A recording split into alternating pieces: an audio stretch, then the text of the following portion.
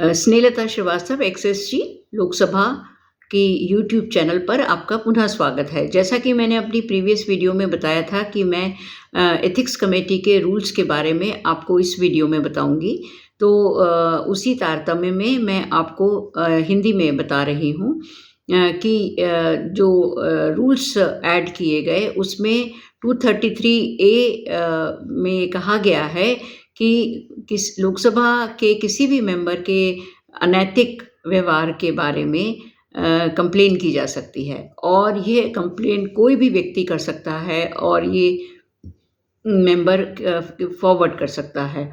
और ये कंप्लेन लिखित में होगी, स्पीकर को संबोधित होगी, और जो इसको कमेटी ऑन एथिक्स के चेयरमैन को एग्जामिनेशन के लिए, इन्वेस्टिगेशन के लिए और रिपोर्ट के लिए रेफ़र करेंगे।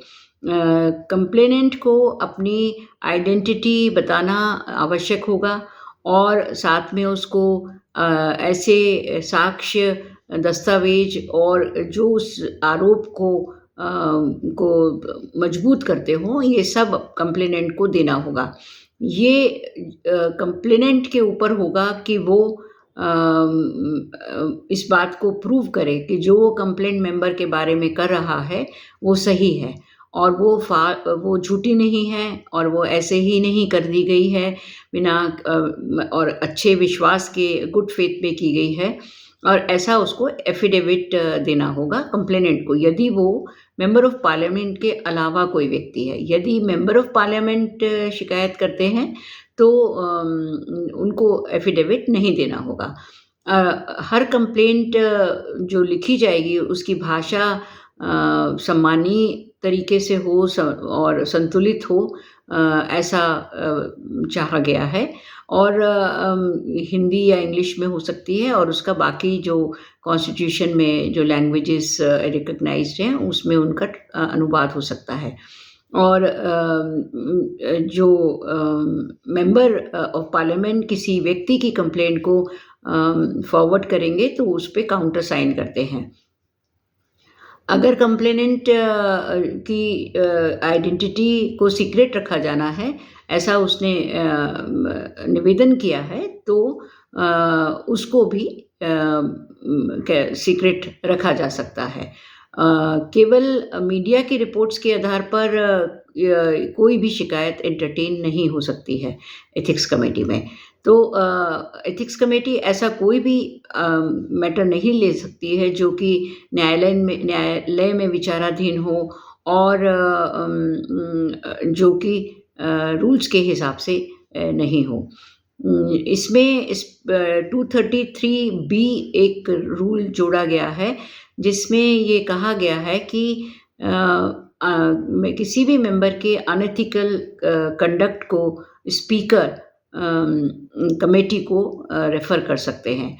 और उसके बाद में जो कमेटी है वो 316A से लेकर के जो 316F तक के जो ऐड किए गए हैं, उसमें ये कहा गया है कि एक कमेटी होगी जिसमें 15 सदस्य होंगे, और ये 15 सदस्य स्पीकर नॉमिनेट करेंगे, जो कि प्रतिवर्ष होता रहेगा।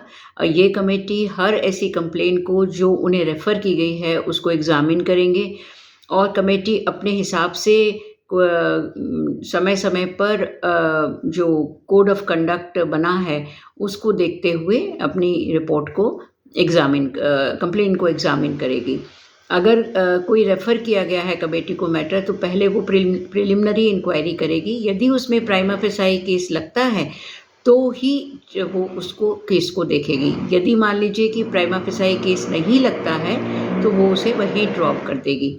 कमेटी अपना प्रोसीजर खुद ही ले डाउन कर सकती है, और उसके हिसाब से वो रिपोर्ट बना सकती है।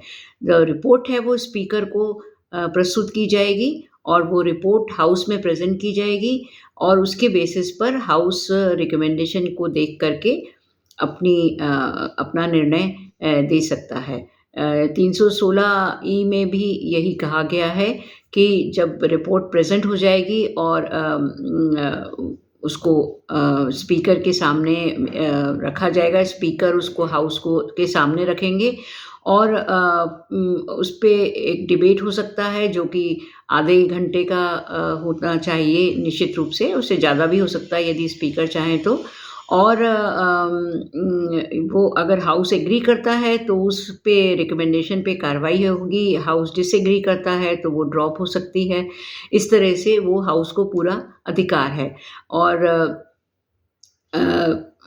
बिज़नेस में जब एथिक्स कमेटी की रिपोर्ट होती है तो वो उसको काफ़ी प्रायोरिटी दी जाती है और इसलिए वो जो लोकसभा का बिज़नेस होगा उसमें डिस्पोज़ल ऑफ क्वेश्चन के जस्ट बाद में एथिक्स कमेटी की रिपोर्ट रखी जाती है।